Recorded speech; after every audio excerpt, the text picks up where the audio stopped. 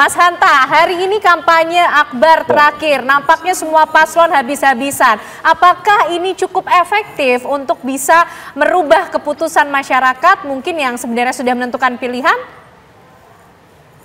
Ya, Ken, ada 3 tujuan yang dilakukan masing-masing kandidat dan kubu. Satu, pasti mereka ingin menunjukkan kekuatannya, kebolehannya, semacam show force bahwa mereka kuat. Jadi semacam selebrasi politik di ujung. Yang kedua, ini ingin dari sisi internal memberikan efek psikologis bahwa mereka kuat, solid, dan seterusnya. Dan ketiga, mungkin tujuan mereka adalah bandwagon effect. Jadi memberikan efek psikologis kepada orang yang belum punya pilihan atau masih galau, belum mantap, swing voter atau undecided-nya ini untuk ikut-ikutan tren, dianggap wah ini ternyata besar.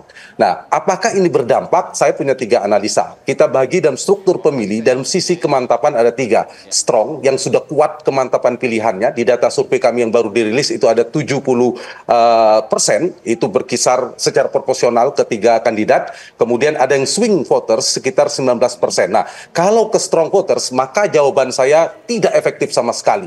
Hanya memberikan, memuaskan atau memberikan tepuk tangan dari kandidatnya masing-masing. Mungkin yang hadir di titik-titik keramaian ini adalah pemilih-pemilih mereka yang sudah mantap, yang sudah kuat. Jadi tidak efektif. Tapi apakah ini mampu untuk menguatkan yang sudah mantap? Ya, itu iya. Tapi sebenarnya hanya di basisnya yang kuat masing-masing. Yang kedua, di wilayah undecided. Undecided ini di data kami tinggal 5,6%. Nah, cara menyasar ini juga betul ada potensi, tapi juga tidak sulit, tidak mudah maksud saya. Karena biasanya yang belum menentukan pilihan di ujung ini biasanya kelompok-kelompok yang pemilih rasional, yang terdidik, yang relatif belum tentu ke TPS, dan mereka juga tidak belum tentu mengikuti karena melihat tontonan kampanye akbar. Bisa jadi mereka lebih rasional melihat program rekam jejak dan sebagainya. Undecided pun belum tentu untuk dapatkan. Nah, yang ketiga ada swing. Orang sudah punya pilihan tapi masih belum mantap, agak belum yakin, masih galau. Nah, ini yang mungkin masih bisa diambil, disasar oleh masing-masing kandidat. Tapi bedakan, yang swing ini ada 2, swing votersnya yang bersangkutan dan swing votersnya lawan. Nah, ini efektif kampanye akbar Pak Prabowo, Pak Anies, dan Pak Ganjar, itu efektif barangkali meyakinkan, memantapkan pemilih dia masing-masing yang belum mantap.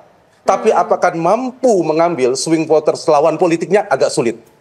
Bisa jadi forum atau kampanye akbar ini hanya memantapkan di mana pemilih-pemilih mereka yang belum mantap. Jadi saya kira agak sulit ada pergeseran pemilih dalam konteks ini. Kecuali ada 2 hal. Misalnya ada program atau gimmick atau isu politik yang meledak. Atau kedua ada blunder politik yang juga dampaknya dahsyat. Sepanjang itu tidak terjadi menurut saya sulit. Jadi di akhir-akhir ini 3 hal yang bisa dilakukan oleh masing-masing kandidat adalah 1.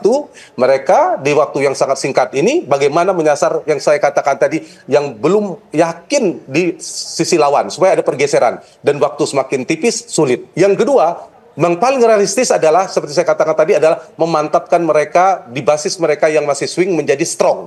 Bukan swingnya lawan, semakin sulit. Dan terakhir adalah kemampuan untuk memobilisasi basis-basis massa dia, terutama yang sudah strong, yang sudah mantap untuk datang ke TPS. Karena pada ujungnya nanti kemampuan mesin-mesin politik untuk menggerakkan mobilisasi basisnya ke TPS juga mempengaruhi perolehan suara. Jadi tingkat partisipasi menurut saya juga mempengaruhi suara. Jadi simpulan saya bahwa apakah ini akan ada pergeseran besar-besaran sangat sulit sekali.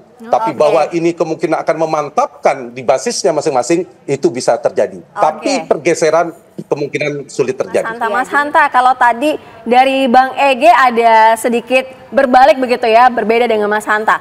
Sebenarnya memang ada voters yang memang sudah sangat kuat, tapi ada juga bisa terjadi migrasi di last minute begitu. Ya, seperti saya katakan tadi, Sera, betul dalam situasi waktu yang sudah sangat singkat, kalau tidak ada isu yang luar biasa ya, programnya yang meledak, kemudian ada blunder politik, ada pergeseran besar-besaran agak sulit.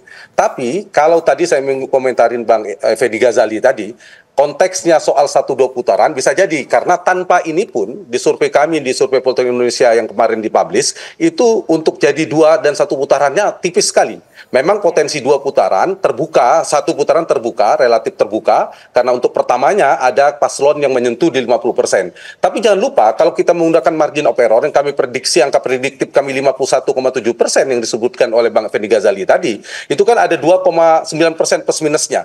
Jadi kisaran prediksi perolehan Prabowo Gibran di kami itu paling bawah 48%, 48,8%, tapi bisa sampai 54,6%. Sementara Anies Baswedan kan 27,6%. Kisarannya bisa di bawah 24,7 sampai dengan 30,5%.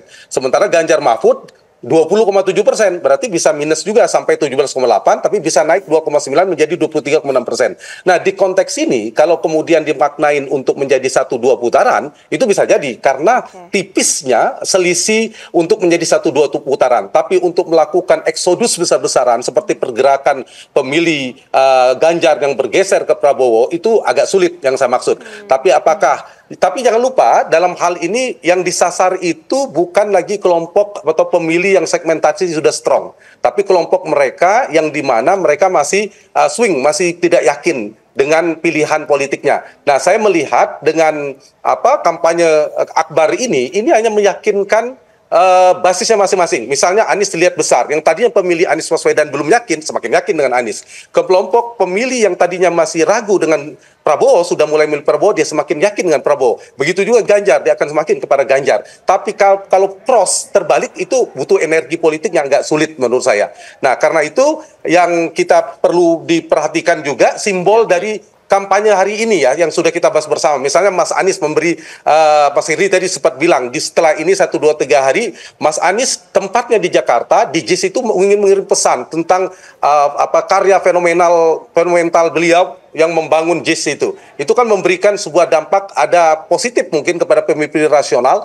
yang undecided tadi. Pak Prabowo memilih GBK, itu juga simbol selain Jokowi yang kerap menggunakan GBK sebagai simbol kemenangan, setelah terakhir ada konser 2 jari dan sebagainya. Itu juga pesan yang ingin ditampaikan. Begitu kan Mas Ganjar di Solo, yang sekarang Bang Ege sedang berada di Solo. Itu ingin selain mempertahankan basisnya PD Perjuangan dan Ganjar, ingin menunjukkan mereka memang bisa kuat tanpa Jokowi dan bisa berhadapan-hadapan dan soal gengsi politik. Jadi poin saya kampanye Akbar ini lebih kuat pada ingin menunjukkan selebrasi kekuatan politik yang masing-masing.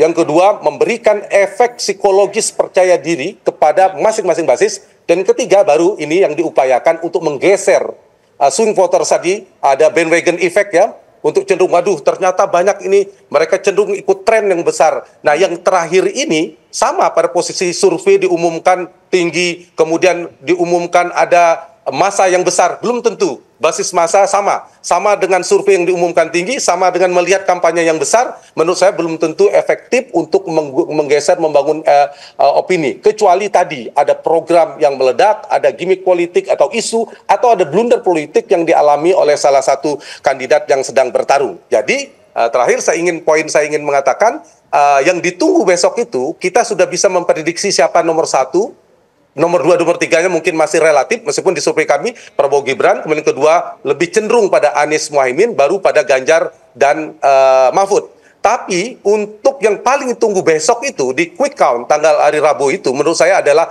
akan berlangsung 1 atau 2 putaran. Meskipun Bang Effendi Ghazali pasti berharap 2 putaran, karena dilihat dari titik-titik posisinya ini, biar makin seru, dan itu memang diperbolehkan oleh konstitusi. Saya kira itu ya poin dari saya. Dan kampanye Akbar ini apakah memberikan dampak besar? Sulit. Tapi apakah sedikit memberikan dampak kecil? Mungkin iya, seperti Bang Ege sampaikan tadi.